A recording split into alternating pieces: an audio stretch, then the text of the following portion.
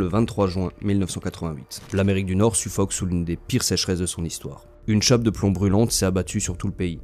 Les récoltes meurent sur pied, le niveau du Mississippi est si bas que les barges s'échouent et l'asphalte des routes commence à fondre. À Washington, le thermomètre atteint un nouveau record pour la saison, 37 degrés Celsius. Et c'est précisément ce jour-là, dans la moiteur d'une salle de commission du Sénat américain, qu'un scientifique s'apprête à faire une déclaration qui va changer le monde. Son nom, James Hansen.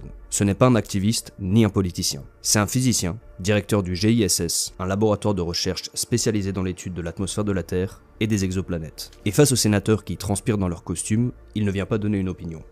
Il vient livrer un diagnostic. Avec une clarté glaciale, il prononce les mots que la communauté scientifique avait en tête depuis des années, mais que personne n'avait encore osé affirmer avec une telle autorité devant les dirigeants du monde.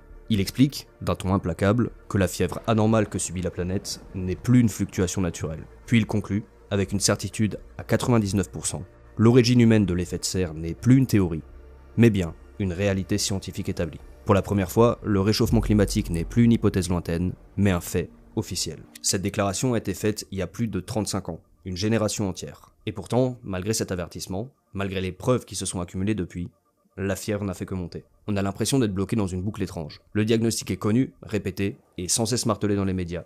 Et les symptômes, eux, sont devenus notre quotidien. Canicule, incendie, inondation. Mais le traitement, lui, semble au point mort. Et c'est le plus grand paradoxe de notre époque. Nous sommes la première génération à connaître en détail la maladie qui nous ronge, et peut-être la dernière à avoir encore le temps d'agir. Mais alors, pourquoi cette lenteur ? C'est pour essayer de répondre à cette question que cette vidéo existe. J'ai passé les dernières semaines à me plonger dans un sujet dont je pensais tout connaître, et qu'on pense sûrement déjà tous connaître sur le bout des doigts. Je savais que la situation était grave, mais j'ai découvert qu'en réalité, elle est critique. Je savais qu'on fonçait dans le mur, mais je savais pas que c'était déjà à cette vitesse. C'est pourquoi aujourd'hui, je vous propose d'ouvrir le dossier médical de notre planète, d'analyser chaque symptôme, chaque cause, et surtout, chaque raison de ce qui semble être notre plus grand échec. Pour comprendre comment une maladie diagnostiquée si tôt a pu s'aggraver à ce point, et surtout, si au bout de cette enquête, il nous reste encore une chance. Alors avant de commencer, petit avertissement, je sais que le sujet peut être assez lourd pour certaines personnes, alors si c'est le cas pour vous, vous ferez mieux de ne pas regarder cette vidéo. Je précise aussi que cette vidéo est la première partie de mon enquête sur le climat. Ici, on verra les causes et les conséquences, et dans la deuxième, qu'est-ce qu'on peut encore faire pour limiter la casse. Et pour garantir sa rigueur, sachez que ce script a été relu et validé par le climatologue François-Marie Bréon ainsi que l'Institut Pierre-Simon Laplace. Mais je vous en reparle en détail en fin de vidéo. Sur ce, bon courage.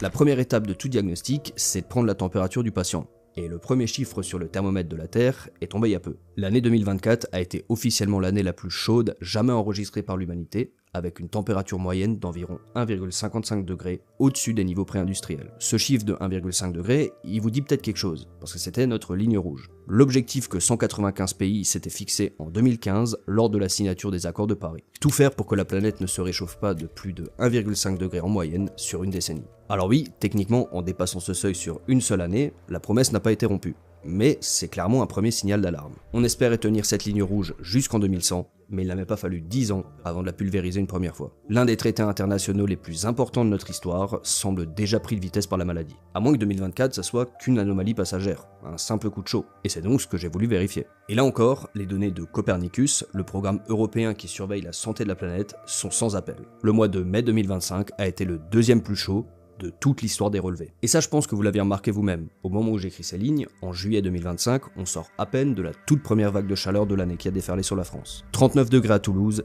41 à Nîmes et une mer Méditerranée à plus de 26 degrés. Et si comme moi vous en pouvez déjà plus, je suis désolé de vous dire que ça va pas s'améliorer. La planète a de la fièvre.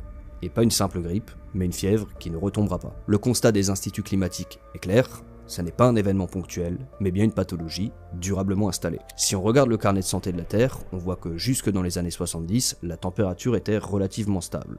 Mais depuis, chaque décennie a été plus chaude que la précédente. Les 10 dernières années ont été les plus chaudes jamais enregistrées, et les 10 prochaines s'annoncent encore pire. Car selon l'Organisation météorologique mondiale, il y a de fortes chances pour que la température du globe remonte au-dessus de ces plus 1,5 degrés jusqu'en 2030. Et on sait avec certitude que cette réalité risque bien d'être notre quotidien pour les 10, 20, voire 50 prochaines années. Voyez ça un peu comme les étapes de développement d'une maladie. Tout comme votre corps est fait pour fonctionner à 37 degrés, notre planète a une température de fonctionnement normale. Son 37 degrés à elle, c'était le climat